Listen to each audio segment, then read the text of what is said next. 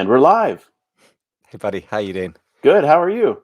I'm very well. It's always nice to get that nervous moment where you don't know if you should be chatting behind the scenes and whether you're live or not. Drum So, roll, drum roll. We kind of stopped talking so we can go live so we can yeah, start just talking. smile inanely at the camera. Yes. Uh, Well, if you're tuning into the live broadcast right now, you'll notice that we're at 8 a.m. Pacific instead of 7 a.m. So we think this is a gentler, kinder time for people specifically on the West Coast of the U.S. And we hope it allows people to jump in. We will be prompt in getting in and getting out here. We'll definitely be done within an hour and go from there. So, Michael, I think we got a fun one today, and hopefully people will be able to jump in with us here live. So, Absolutely, yeah. Love the looking forward to title, it. doubling season. That's all very mysterious. So I Well, hope you're going to explain what that all means to the listeners. I hope the Californians don't think this is about In-N-Out Burger, because if you've been to California, you know that a double double is a type of burger at In-N-Out, and this show has nothing to do with In-N-Out Burger other than just this comment I've just made here. So.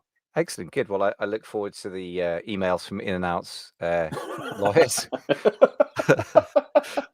Well, hadn't thought of that. That might be. Hopefully, that's not a trademarked term that we're camping on in any way. So, but we are excited about this topic. I want to really jump into this quickly and get people up and going on this topic. We are going to explain what the phrase "double doubling" means and how it applies to your specific business. This is highly relevant, and so we're going to have a great conversation today. So if you're watching this right now, just stick with us.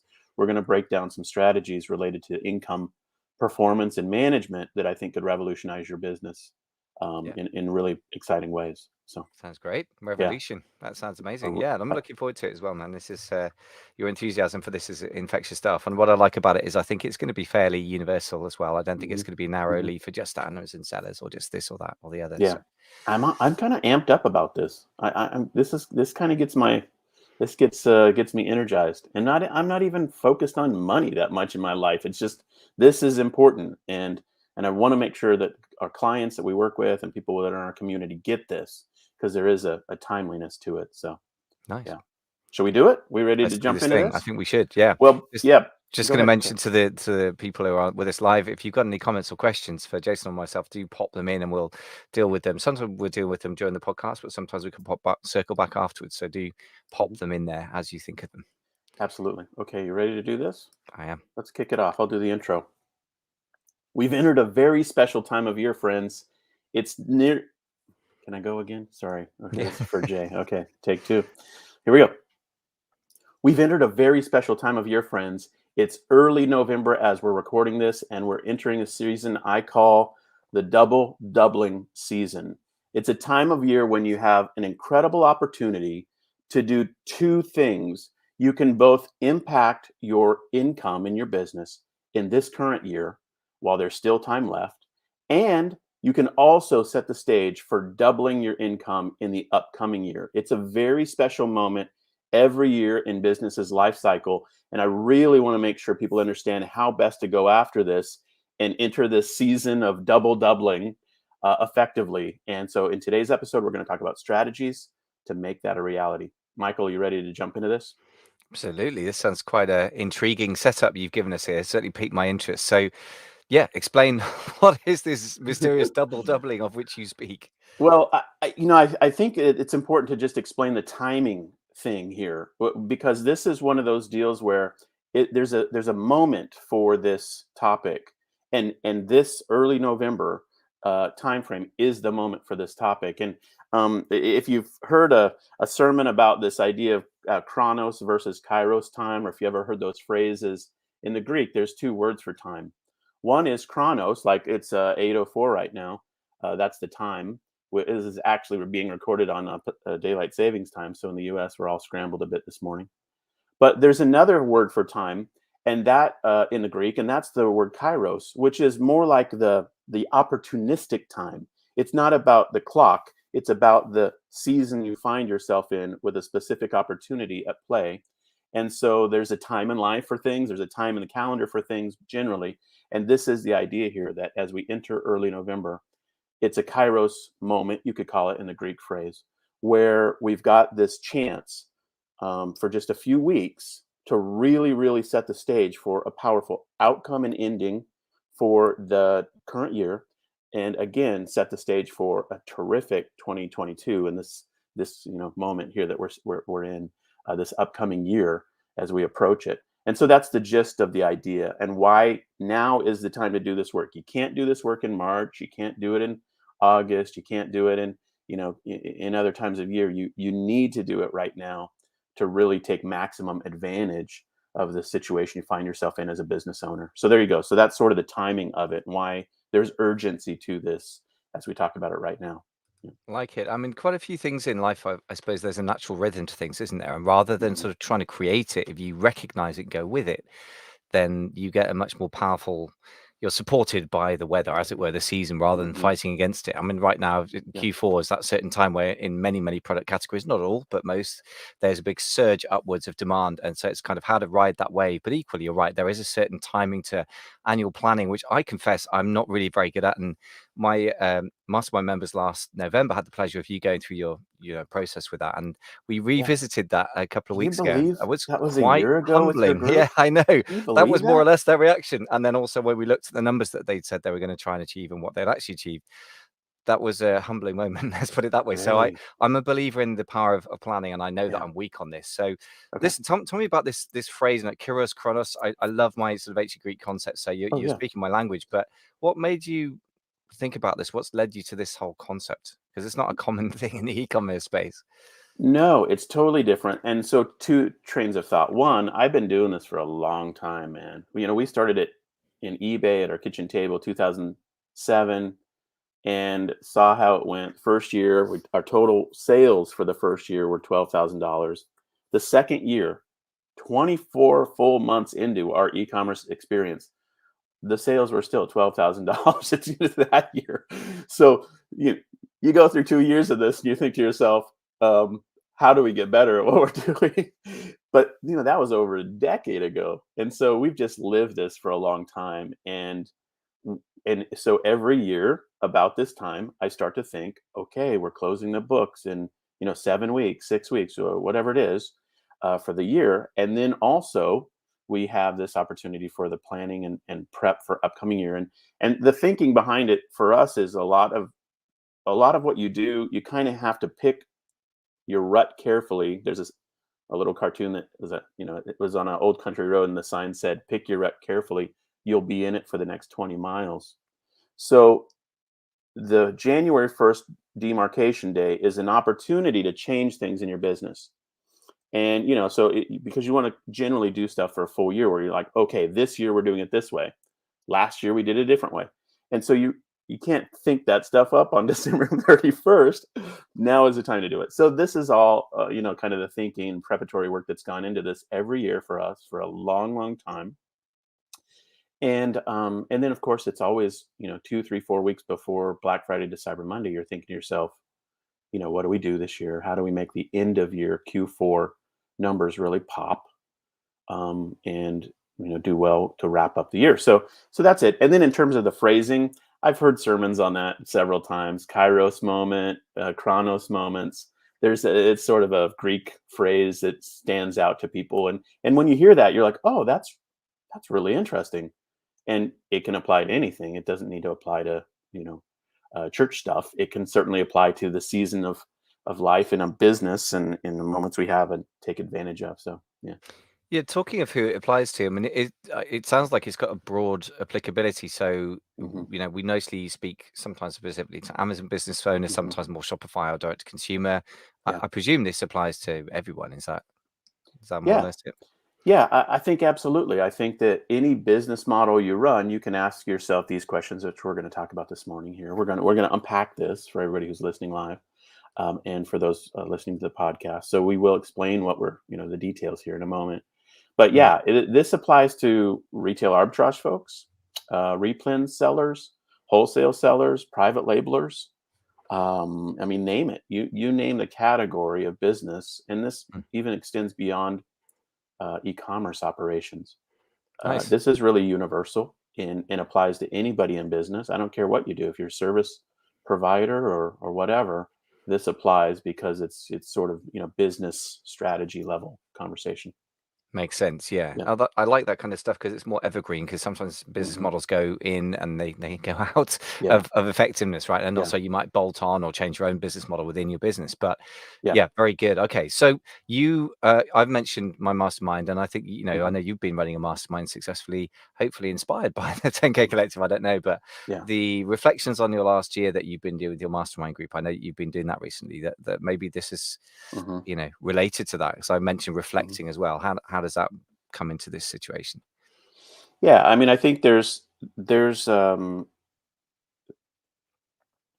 three broad buckets that we can talk about. Sorry, is that going to answer your question effectively? Three broad buckets we want to talk about, or Yeah, sorry? sure. Yeah, I can. Yeah. Okay. That's maybe a different question. Yeah. Yeah. What are these the three broad buckets then? Yeah. So I think we've got an opportunity to do really effective uh, Black Friday to Cyber Monday year-end campaign work as number one.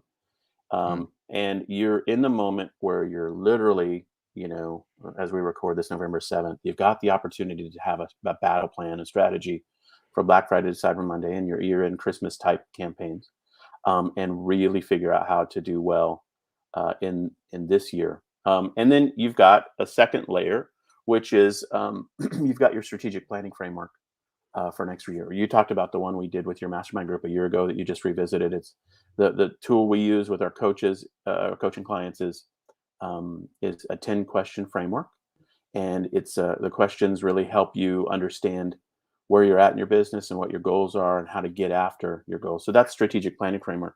And then the third big area that I would say is sort of layered into both is what I would call profit habits. And this is something we haven't really camped on. It's my new training for this year. In fact, it looks as if we're going to do an actual workshop in support of the Profit Habits teaching on, I think, December 6th ish or that week. So we don't have it finalized yet. But Profit Habits is the workbook we have, and we've been teaching our coaching clients the details of it. It is an opportunity for business owners to really understand how to optimize their business for profit as opposed to just top line sales, for example. And we have 17 habits. And I'm going to be doing that training with Zach Martin, one of our clients who's just been a phenomenal operator with a wholesale and private label business. And he has a background, a CPA background, and he's done really, really well financial management, aspects of his business. So there you go. So those are the three broad buckets that go into all of this. If that gives sort of a unpacking a little bit of the framework. Yeah.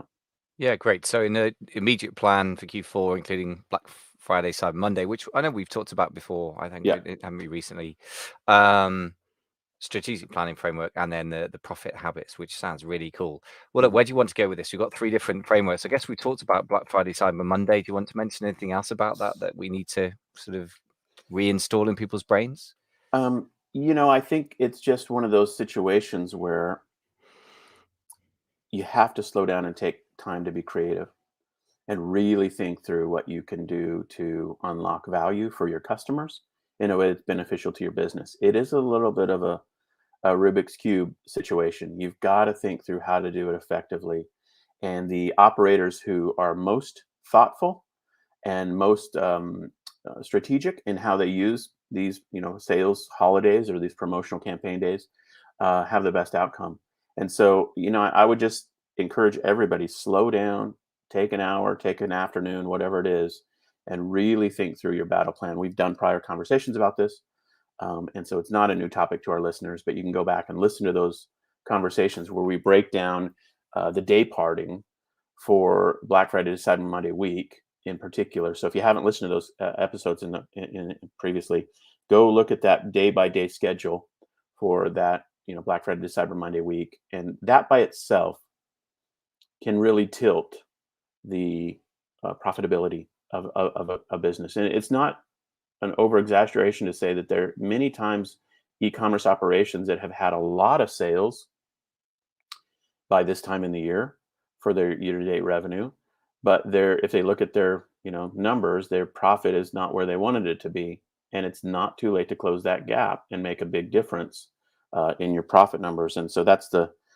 gist of the Black Friday to Cyber Monday work. And I just encourage people to do it. It's hard work to think through how best do you perform for your clients and customers and get it done right. Yeah. And all I'd add to that is worth revisiting the episodes we've done on that. I would just say make sure you're playing your game, not say Amazon's, Hmm. for example, because Amazon's game is very different to yours. They want Yeah. customers to be loyal to Amazon. They're mostly going to do that because they get fantastic products at really reduced prices, and that's not necessarily going to coincide with your profit goals. Is all I would say. Um, Major Yeah. hints. The Yeah. rest of it needs to be up to you to really actually have a plan, as you said, rather than just reacting to the signals you Yeah. get. And I think if you don't have a plan, you don't even have a sort of what's the word, counter grounding thing to make you feel, oh, hang on, that's odd. Why am I being asked to do Hmm. X? Because if you Hmm. don't have your own plan, there's nothing to compare it with, even instinctively. I don't know how I've put that Hmm. very well, but you know what I Yeah. mean? Like sometimes we don't even Yeah. realize we're being played by Amazon or for that matter, Google ads Yeah. until we make our own plan. And then somebody asks us to do something that conflicts with what we set. And that makes us reflect. And I think this reflection moment is where we start to really create real plans, right? And that's all I would say. I mean, I don't have any magic on this, but I do see a Yeah. lot of people playing Amazon's game and like, why are you obsessing with Hmm. maintaining sales rank when you're going to run out of product about December the 15th and or whatever, December the 5th or something? That's it. Um, Yeah. so tell Well, me, well, sorry. just to camp on that idea, I Yep. think it was Mike Tyson who said everyone has a plan until they get punched in the face.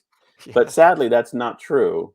Many times people don't have any plan at Plan at all, all. Yeah. and then they also get punched in the face, Yeah. This which then they're is completely reeling. Yeah, you're right. Yeah. not a good situation. So, Mm, yeah, to your point, completely agree. Have your own plan, evaluate it, execute on it, and then see what happens. And then the beauty of these businesses is that we get to try again next year if we're so mm, lucky and can stay in business for a year. Um, and so, yeah, have a plan is the first step. Now, I'll just also say this. I literally just got an email a couple days ago by somebody who point to your point. His email went like this: "Aren't you tired of all the hype during November? You probably are. So I'm just going to put all my programs half off for the entire month. No hurry, no stress. Buy what you want. Let's have a nice month with no promotional hype." So, and he did that literally. I think it probably saw it 3 or 4 days ago. So, early in the month of November. So he's basically de hyped Black Friday, Cyber Monday with his own promotion, which was in essence a promotion that was earlier, than anyone else is doing. But he caught it, maybe right before people were, seeing a ton of emails about holiday promotions, and he kind of poked at the idea of them being dumb by doing one. But you get the idea, and so that's a plan, and that was Pat Flynn, by the way, who did that. A great, e-commerce operator, coach, and podcaster. And mhm. so there you go. That's it. It's have a plan and execute on it. So that's the power of that is really crucial though too, because right now you've got an opportunity, if you're November 7th here as we record this, to look at your shelves and your pallets in your warehouse and your stock counts and say to yourself, what worked? Where am I at? What didn't work? What have I not sold effectively this year? What do I do with that reality? Like what are the cards I've been dealt as, from January 1st through November 7th? And how can I then play my last hands over the next, 6, 7 weeks, whatever it is, to end the year, uh, however many weeks is left, to end the year with optimized profit. And a very common thing is people have stuff on the shelves that just have languished. Like, well, I made a big huge bet last year, 2 years ago, 3 years ago. I've got all this inventory here. It sits. It's worth nothing to me, as in its current form, but I paid a lot of money for it and it's not moving. What do I do? And so, those are the things that you want to think through, and the battle plans you want to create so that you liquidate as needed. You raise prices if you got hot property products to optimize. When there's a million things you can do, to think through how do you end the year effectively. So that all of that work goes into kind of this end of year energy. Yeah. Excellent. Now we've mentioned the 10-part questionnaire that you use. Very good stuff. It is nice and straightforward, but thought provoking. It's typical of you not to over ridiculously complex, because that generally just never gets done in my Yeah. experience. But Yeah. we did reflect on this recently with the mastermind members, and one question for you is, how do we hold ourselves accountable to that? Because setting Hmm. goals is Hmm. very lofty. A lot of people set revenue goals. The Hmm. reality was quite humbling when we all revisited it, which it just occurred to me. I said, it's been about a year. It was about 11 months, I think, since we did this. And I just thought, I was just looking through the notes, and Yeah. we compared notes with reality, and the revenue goals, for example, the reality is normally much lower or much higher than you set. So how do we Ah. kind of create a feedback loop between the goals and the outcomes? This is a Well, slightly different question, but broad yeah, question. you just described it really nicely. I would say step one, have a coach who reminds you of the commitments you've made, make them publicly in a group, Hmm. have the coach have the grace and uh, honesty to say, let's look at these numbers, friends. Please boot this up. Get your worksheet out. What did we say a year ago was going to be the outcome? And you did it. And I'm super glad you did that. It's really exciting that you did that with your group. I'd love to be a fly on the wall in that conversation. Maybe you can kind of, recap some of it. Sounds like some were over what they may have maybe stated as goals. Some are under. But the hard work of doing that, and then publicly talking about it, I guarantee you those people are better goal setters right now for 2022 than they were a year ago for 2021. And that's the name of the game, is how do you do it well and get better at it over time.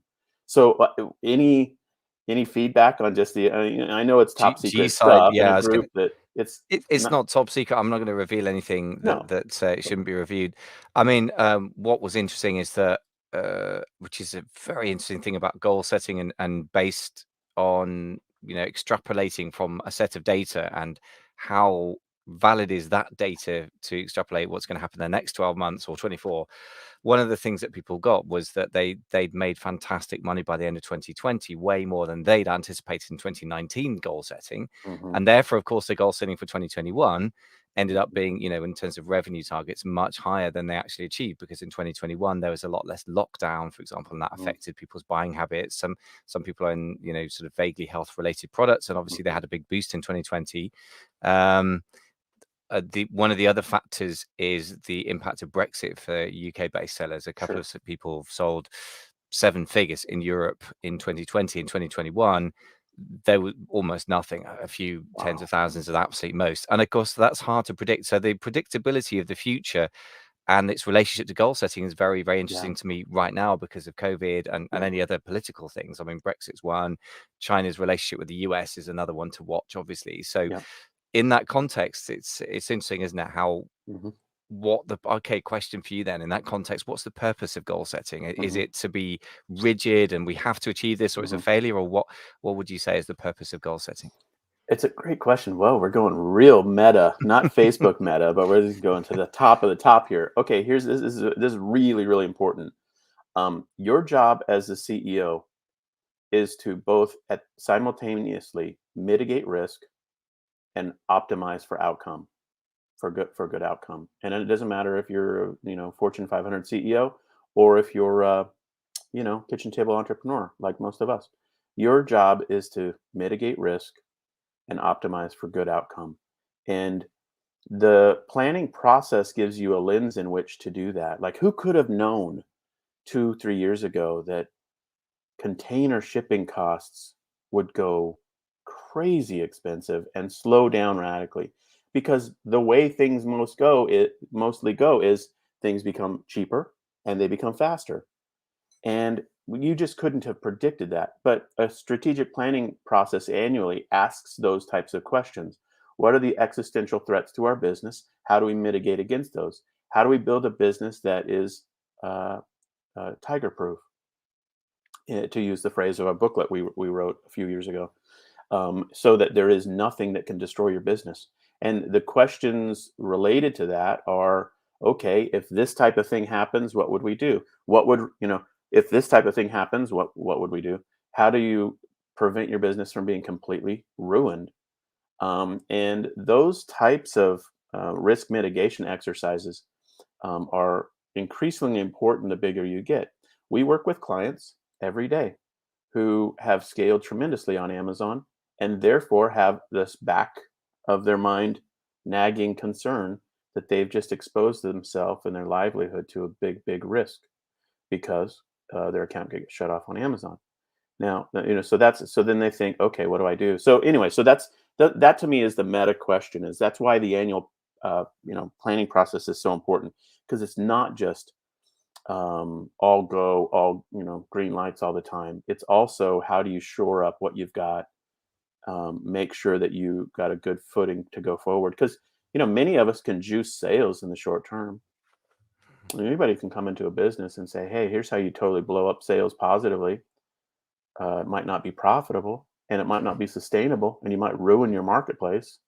You might be the tragedy of commons where you just spoil the whole marketplace for people by doing something, but you've made a little bit of money. So that's not wise planning, and that's the reason you do this stuff. I like it a lot. It reminds me of a couple of thoughts. One is there's a very good book by an old business coach of mine, Dan Bradbury, called Turnover is Vanity, Profit is Sanity, and Hmm. which I believe so much to be true, particularly in the Amazon space. There's a lot Yeah. of that. People forget that truth. And he talks very much about business continuity. In the first 3 chapters, I think, out of 9, sort of is Hmm. basically how do we preserve what we got, right? We still haven't done yet with that, and still haven't done with it. And he's a big fan of, I think it's Keith Cunningham, who's a CPA by training and background, and entrepreneur in the US. The other thing is, I can't remember which, I think it's another US general who said, I found planning essential, but I found plans useless. Now, that's a little bit harsh on plans. But to your point, what you were just saying is having to think through, in order to set goals, the things that might enable them and that might get in the way is really vital exercise. So that's quite interesting. Thank you for those thoughts, because that's quite different to the traditional view of goals, I think. And that ties in for me Yeah. with reality of the experience of the bucking bronco that we call e-commerce these days, right? Yeah. You've mentioned that Dan Bradbury book a few times, and I just got it on Kindle here. I'm going to get it. So it's He's a sharp guy. Yeah. Yeah. turnover is vanity, profit is sanity. 9.5 steps. Ooh, Yeah. to improving your profits and cash flow. Love it. This is up Yeah. my alley, so I'm going to definitely Sadly, dive we're into not that. affiliates for him, but I have no official connection to him. I used to Sure. do some work from years ago, but very sharp business thinker, and for small and medium but fast-growing Yeah. exercises, so Yeah. enterprises. So in other words, our target listeners.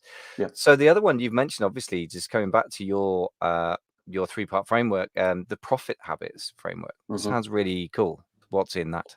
Yeah. This has been an exercise of working through specific tactical strategies in e-commerce companies with people that are great habits they can implement to benefit themselves in terms of their profit. And so the current list is 17, and it's a booklet form. And we're going to do the whole workshop. I'll have videos and instructional content and training on all of this by this, next month. And so there's just, I honestly think there's just fantastic concepts here that people maybe have never heard about that absolutely can be implemented again in any size business and any strategy. I'm sort of a nerd on this stuff because, to be completely transparent, um, I will I would rather have, all things being equal, a $900,000 business where we have a great profit margin than a $9 million business where we have a low profit margin. I mean, think about the reality of running those two scenarios. So for all of us, again, we've talked about this over and over. We're mesmerized by the top line, and to that guy's book, that's the mesmerizing idea. We all want to say we've got multi-million-dollar, you know, businesses or whatever. But the truth is that doesn't pay the rent. It doesn't pay the mortgage. It doesn't feed the kids and get them to college. The focus on optimization for profit is critical. So that's been my thinking and planning for a long time. I've read all the books on profit optimization and strategy, even old weird ones from the 80s, but these books that have, out of print, you won't find in Barnes and Noble or anymore like that. But I love that stuff. And this is the near and dear teaching to my heart currently. And so, yeah, so that's just as a tease, I guess you could say, watch for that training. We're going to do it as I think like a 2.5 or 3 day workshop where we do special training. Zach's going to lead the way. I was so nervous, to be honest, to share my 17 habits that I had come up with with Zach, because he is just this financial master Yeah. and very successful. And I was thinking to myself, this guy's gonna, probably poke a lot of holes in this. And his response was really, really flattering. He came back and said, "This is terrific. This is great. I'm rereading it for the third time." Fantastic. Oh, and so, congratulations. he's gonna though but he's the expert, honestly, in finances, and he's Hmm. gonna do the teaching. We'll co-teach though. I'll do a couple sessions and probably kick it off, and then he'll do some real geek out, sessions with people on optimizing for income, and for profit. Yeah. It's interesting what you were just explaining, but one of the people in a mastermind isn't just an accountant. He does some pretty sophisticated stuff, and he earns quite a large amount of money in a day job, or he has done in the past before his Amazon business. And so I know the feeling of standing in front of a financial expert and talking about Yeah. finance. The truth is, though, I think there's an incredibly fruitful dynamic, if you set it up right, between the financial experts who are very geared to sophisticated things and measurement, and Hmm. an entrepreneur who's very, very geared to not just the operational. It's not COO thinking; it's CEO. It's like, where are we going with this? That's right. What actually matters? And then the sort of, to your phrase, horseshoes and hand Yeah. grenades. Like, how do I make more money appear in my account Hmm. and keep it? That simple, primitive question Hmm. will drive a sophisticated person to come up with, to force them to simplify their thoughts and then simplify them again to the point where you understand Yeah. sometimes sophisticated concepts are driven by quite simple needs. And Yeah. I think there's incredibly fruitful conversations, I have to say, Yeah. in my experience. So listen, Love where do it. people even start with these profit habits? You got 17. I guess we haven't got time to do 17, but what are the starting points for doing it for yourself, do you think? Sure. Yeah. And no, happy to give the first one on the profit habits list, which is also a perfect setup for your end of year thinking as well. And that's the first profit habit is to, um, run your business with a straightforward profit and loss statement that you look at monthly, quarterly, and annually, with an eye towards profit optimization. So a P&L, if you use QuickBooks and you already have this done, you're like, "Oh, I do that. Okay, perfect." You already got habit number 1 on lockdown. If you hear that and you're like, "Oh, yeah, I don't really do that. I get something from my CPA quarterly. I don't really look at it. It doesn't make sense. The categories aren't like logical for my real business. They kind of just shoehorn stuff into some, template they have." You have a real problem. And so that first habit is just ideal for people who, um, want to take the initial first step, and that is a good solid P&L. And I would call, a set of financials, a P&L, balance sheet, statement of cash flows. Those would be your CEO level financials that somebody should be preparing for you, and you should be looking at again monthly, quarterly, and annually. And so that's the first one. Now, if you find yourself on November 7th, and here you are in the year, and you've got your P&L sorted out, and you know exactly how much top line revenue you've made, and you know how much profit you have, you'll have done, if you're really super efficient in your system, you will have done your books through October. Right now it's November 7th. So do you have a P&L that you're looking at? If you don't, you're not, it's not uncommon, but you're a little slow. If you have one by the middle of the month for the prior month, it's pretty typical. And so, but let's say you look at it right now. The question is, could you do anything in the next 7 weeks to double your profit? And maybe that's unrealistic. Maybe you say, no, it's impossible. But could an amazing Black Friday to Cyber Monday and Christmas promotional event help you double your profit? Maybe you've got good sales for the year, but bad profit, but you've got a lot of inventory. And so you've got some cards to play. Maybe you haven't ever done any kind of promotion all year long. Maybe you've got a big email list. You've never sent one email. I don't know what your situation is, but these are the things to think about. And so that question again, to talk about the doubling, Yeah. is how do you look at that P&L and say to yourself, I could, I could increase my profit by year end by 30%, 50%, 90%. I Yeah. could double it. What's possible? I don't know. On small numbers, it could be really easy, you know. Yeah.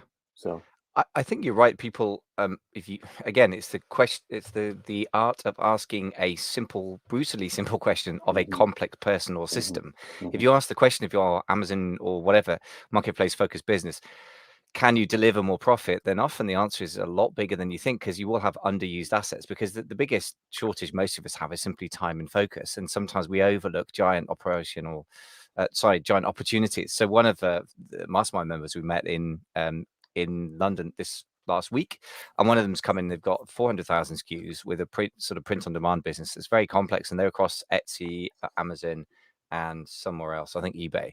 Hmm. And it turns out he's got some, probably at least tens of thousands of buyer emails. And he was Hmm. wondering about, how to increase the conversions on something. And we were all sitting there going, well, we could drive a lot of reviews that way, a lot of Yeah. reviews. I mean, this Yeah. could be business transformational. So if I had to sit down with him for a day, Hmm. this isn't something I normally offer, but maybe I should give him a ring and say, look, we should talk this through. I mean, I dare say we could, at least on paper, come up with a plan to Hmm. double his profits, if he really, really went to town, and if he had, some luck on his side as well. So I think what you say, it often, with a more complex business, is more true than people think, because in a complex business, you haven't got time to look at everything, so you don't. And then you have big opportunities just sitting there waiting for somebody to turn into money if they have that mindset. Yeah, So, totally agree. yeah. The other reality that you just described is so common, which is we paint ourselves into mental corners in our own business with our own numbers, with our own system.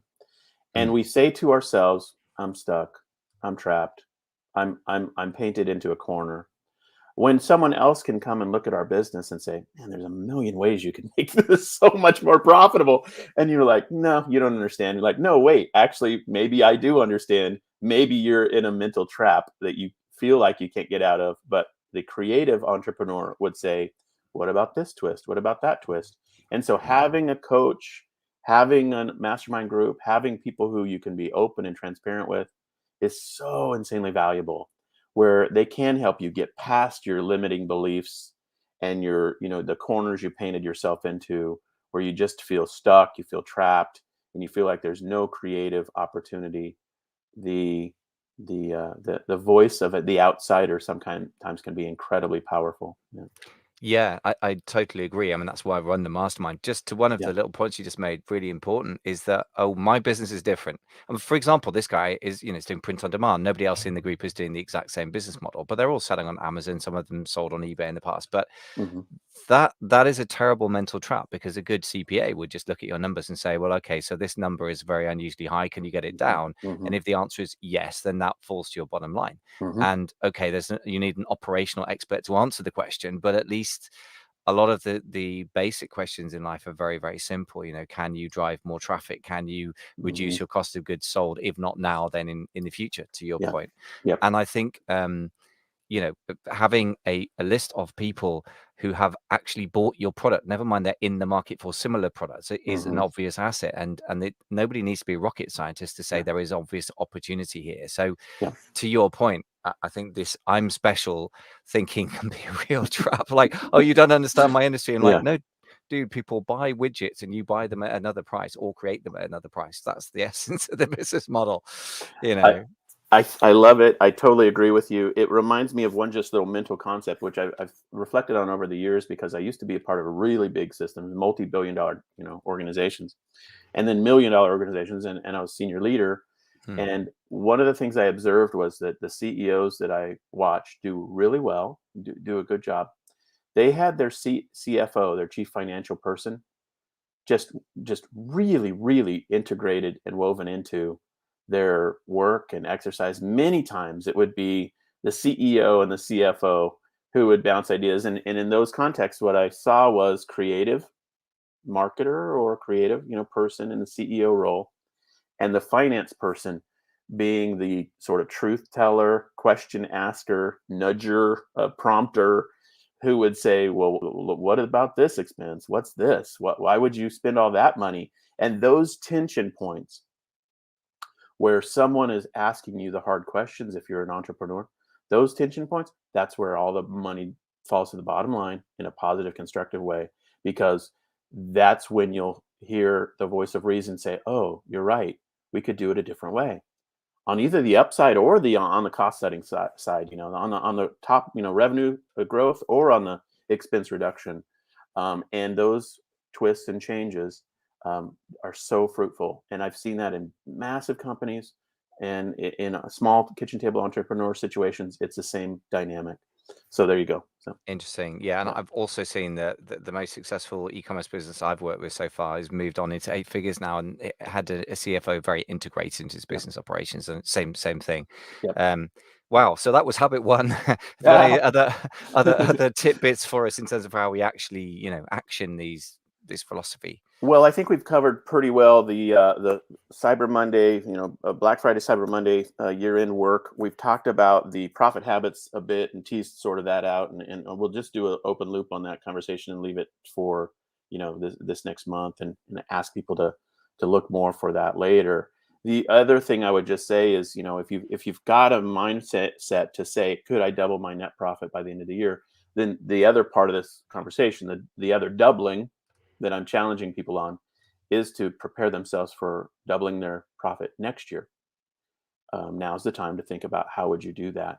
And so that's where you can be more strategic now. You still only have, less than 2 months before we're at January 1st. But the question is, what could you do starting January 1st to set the stage for next year's net profit to be exceptionally good and doubled?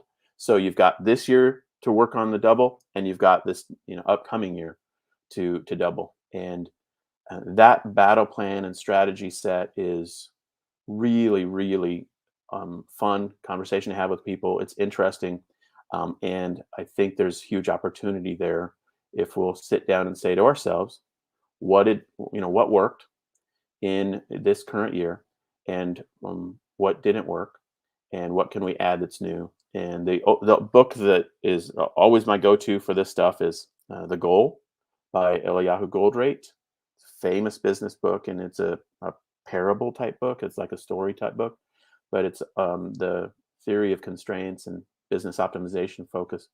And he asks 3 questions: what to change to, and how to make the change. And those are masterwork questions in strategic planning and prepping yourself for doubling your profit in this upcoming year.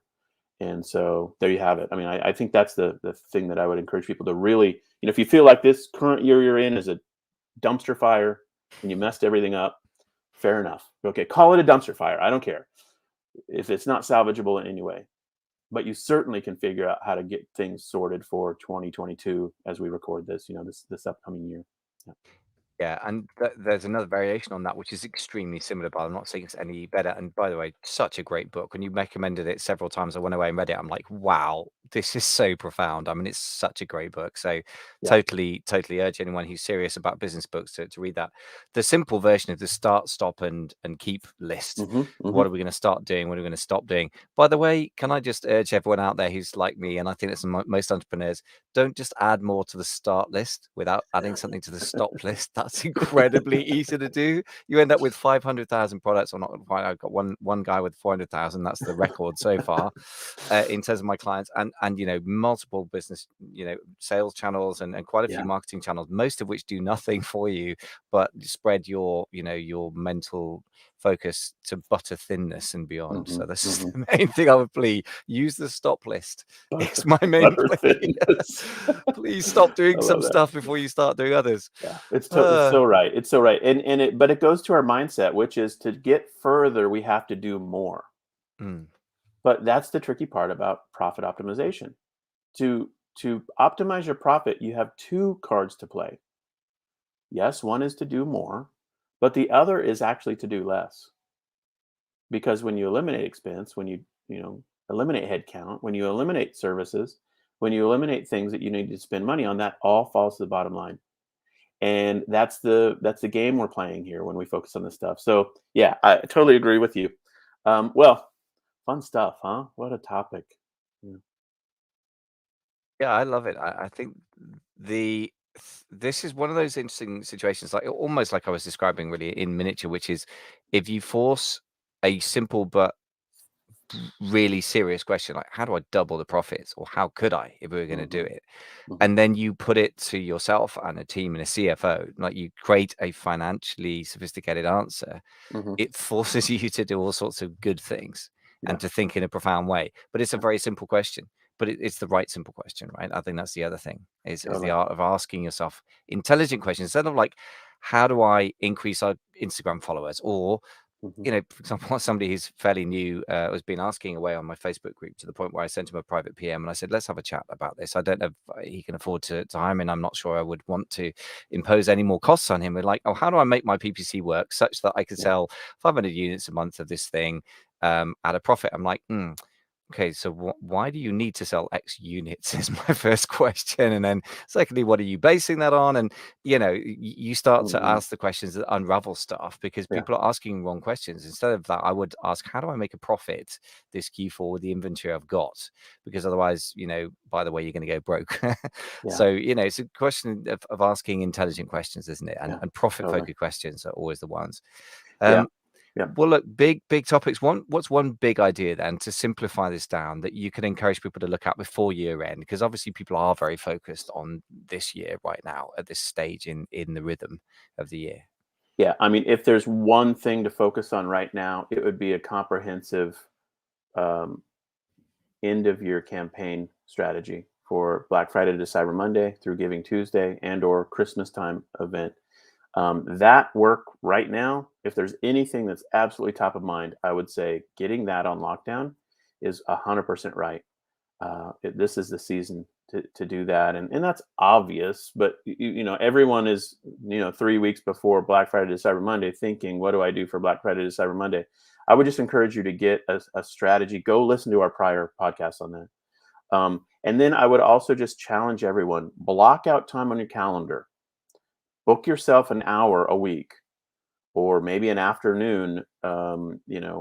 Where you've got time to reflect, to find questions to ask yourself, and to go through this, three bucket, framework. What's my year in campaigning look like, and how can it impact my, profit?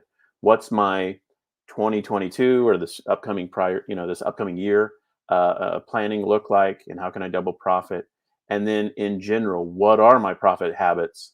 What list of actions or activities can I implement in my business to help me succeed at these things? And I think scheduling yourself that time is probably the most valuable time you could ever put in your calendar. I mean, there's nothing that would be more valuable than that, in my view. So that's my biggest encouragement. Yeah. Yeah, I really love that. And the only thing I'd add to that particular thought is block out time with your CPA or Hmm. accountant if you don't Yeah. have a CFO yet. And if Yeah. you're big enough as well, I would consider getting a fractional CFO. I mean, or Hmm. chief financial officer or financial director if you're in this side of the pond. I mean, a lot of people get to mid seven figures without one, and that feels Yeah. dangerous to me. Like I don't know anyone successfully who's got into eight figures without that integrated, as you said, that very integrated into the business. So the big decisions Yeah. always have a marketing angle, a strategy angle, and a Yeah. financial angle. And as you say, that collision of worlds is where the magic happens. The only thing I would add to that, really, in terms of end of year strategies, is more almost tactical, really. But I would suggest that you think strongly about repricing in an intelligent way that takes account of your Hmm. stock, because Hmm. there is a lot more profit to be had and a lot more price flexibility, even with the old Amazon marketplace that everyone assumes is ultra price sensitive. Turns Hmm. out sometimes it is and sometimes it isn't. One of our um, probably pretty close to eight-figure sellers in dollar terms has been very obsessive with this recently.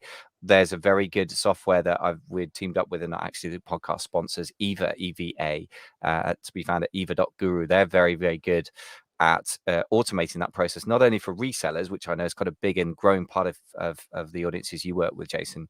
Hmm. So retail ARB, online ARB, wholesale sources, but also for private label. They can handle both situations in terms of setting a price intelligently. And if you've any kind of catalog, even above, say, 20 SKUs, 20 product lines, trying to Hmm. manually do that is basically becomes a full-time job for somebody. And if you're the only person in your business, then that's just not possible because you already have a full-time job.